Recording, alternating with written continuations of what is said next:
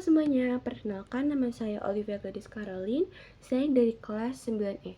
Hari ini saya akan menceritakan sebuah cerita rakyat yang berasal dari Jawa Tengah, yaitu cerita Timun Mas. Pada suatu hari di sebuah desa di Jawa Tengah, ada seorang janda parubaya yang tinggal sendirian. Wanita tua ini bernama Mbok Srini. Suaminya sudah meninggal sejak lama, dan ia tidak memiliki anak.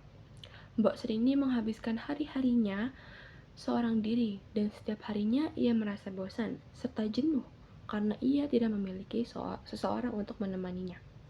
Mbok Srini sejak dulu sangat ingin punya anak, namun impiannya yang satu ini memang tidak pernah bisa terwujud.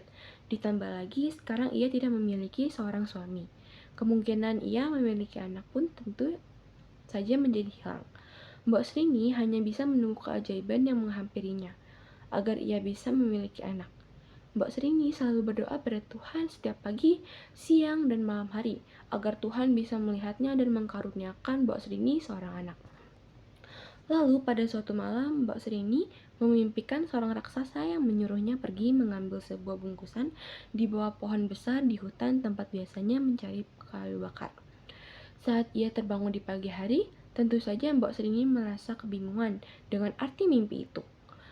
Dengan berbagai keraguannya dan rasa penasaran di benaknya, Mbak Srini tetap berjalan ke hutan dan mengikuti perasaannya. Saat ia tiba di hutan, ia mencari bungkusan yang berada di bawah pohon-pohon besar, seperti yang ada di mimpinya semalam. Sebenarnya Mbak Srini berharap bungkusan yang hendak ia temukan ini berisi bayi, tapi yang justru ia temukan hanyalah sebutir biji timun. Hatinya pun kecewa dan merasa sedih. Tiba-tiba ada seorang raksasa yang menghampirinya sambil tertawa terbahak-bahak. "Apa maksudmu memberikanku sebutir biji timun?" tanya Mbak Srini seraya berteriak, tapi tetap menahan emosinya. Saat Mbak Srini memperhatikan raksasa itu, ternyata raksasa itulah yang semalam menghampirinya. Mbak Srini pun merasa ketakutan. Ia merasa raksasa itu akan memakannya. Mbak Srini pun memohon agar raksasa itu merasa iba dan membiarkannya tetap hidup. "Tenang, jangan takut. Aku tidak akan memakanmu, wanita tua," ucap raksasa itu. Ternyata raksasa itu meminta Mbak Srini menanam biji timun yang ia berikan. Namun pada saat katanya ia akan dihadiahkan seorang anak perempuan jika ia menanamnya. Namun saat anak itu sudah dewasa, Mbak Srini harus memberikan anak itu kembali pada raksasa karena ia akan memakannya. Karena Mbak Srini sangat ingin memiliki seorang anak, ia menyetujui permintaan itu. Saat kembali ke rumah, Mbak Srini segera menanam biji itu ke ladang rumahnya. Mbak Srini merawat biji timun itu dengan sangat baik tiap harinya. Dua bulan kemudian, tanaman itu pun berubah menjadi tanaman timun. Itu hanya berbuah satu. Semakin hari, buah timun spesial ini menjadi semakin besar, lebih besar dari buah timun pada umumnya. Warnanya pun menunjukkan warna ungu, warna kuning keemasan, yang sangat terlihat cantik. Saat buah timun itu sudah besar, Mbok Srini memetiknya, dan saat terbelah ada seorang bayi perempuan yang sangat cantik. Mbok Srini sangat bahagia mendengar suara tangisan bayi itu. Ia pun memberikan nama Timun Mas. Mbak Srini merasa sangat senang, sehingga ia lupa bahwa ia pernah membuat janji kepada raksasa yang besar itu. Mbok Srini membesarkan Timun Mas dengan kasih sayang dan kesabaran.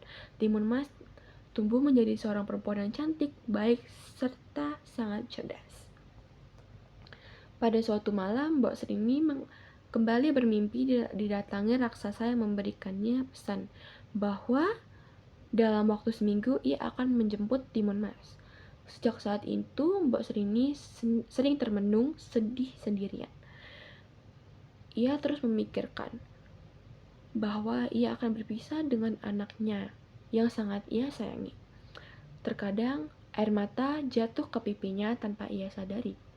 Ternyata Timun Mas sering memperhatikan ibunya yang sedih belakangan ini. Lalu ia pun bertanya kepada Mbok Srini, "Ibu, kenapa akhir-akhir ini ibu sering sekali menangis? Awalnya Mbok Serini tidak ingin menceritakan hal ini kepada anaknya. Tapi karena Timun Mas mendesaknya dan terus bertanya, lalu Mbok Serini pun menceritakan kisah aslinya kelahiran Timun Mas. Mbok Serini juga menceritakan bagian bahwa ia harus mengambil kembali Timun Mas ke seorang raksasa. Dan beberapa malam sebelumnya, raksasa itu menghampiri ia kembali ke dalam mimpi.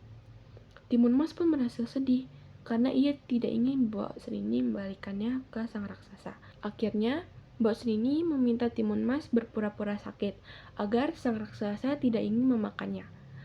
Beruntungnya, cara ini cukup berhasil untuk menggulur waktu. Sang raksasa akan kembali pada saat Timun Mas sudah sembuh. Sebelum raksasa itu datang kembali, Mbok Serini memikirkan bagaimana cara agar anaknya bisa terbebaskan. Baginya, Mbok Serini bertemu seorang pertama di gunung. Ia adalah teman suaminya yang sudah meninggal. Sesampainya di sana, Mbok Serini langsung menceritakan kondisinya dan ia ingin mengusir raksasa itu. Sang pertapa itu memberikan Mbok Serini 4 bungkusan kecil. Katanya bungkusan ini berisi pertama biji timun, yang kedua jarum, yang ketiga garam, dan yang terakhir adalah terasi. Sang pertapa menyuruhnya memberikan 4 bungkusan ini pada anaknya, dan jika sang raksasa mengejarnya, sebarkan ini di bungkusan-bungkusan ini. Setelah itu, Mbok Serini pun pulang dengan perasaan sedikit lega.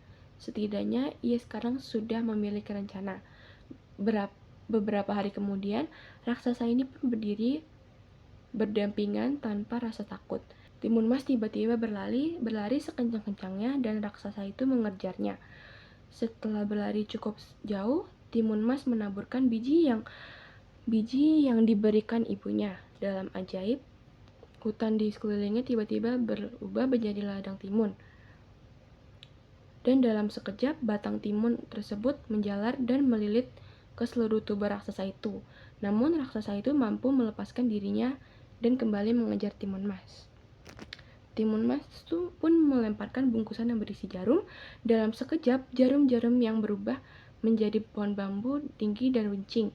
Namun, raksasa itu mampu melewatkannya dan terus mengejar Timun Mas, walaupun berdarah-darah karena tertusuk bambu tersebut. Melihat usahanya yang belum berhasil, Timun Mas membuka bungkusan ketiga yang berisi garam, lalu menebarkannya. Seketika itu pula, hutan yang telah dilewatinya tiba-tiba berubah menjadi lautan luas dalam waktu sekejap. Namun, raksasa itu tetap berhasil melaluinya. Tersisa satu senjata, yaitu terasi. Nah, terasi itu berhasil melumpuhkan raksasa tersebut sehingga raksasa tersebut tewas di tempat. Melihat itu, Timun Mas langsung berlari menuju ke rumahnya untuk bertemu dengan ibunya. Melihat anaknya selamat, Mbok Serini pun langsung mengucap syukur kepada Tuhan, dan sejak itu Mbok Serini dan Timun Mas hidup berbahagia. Kangen.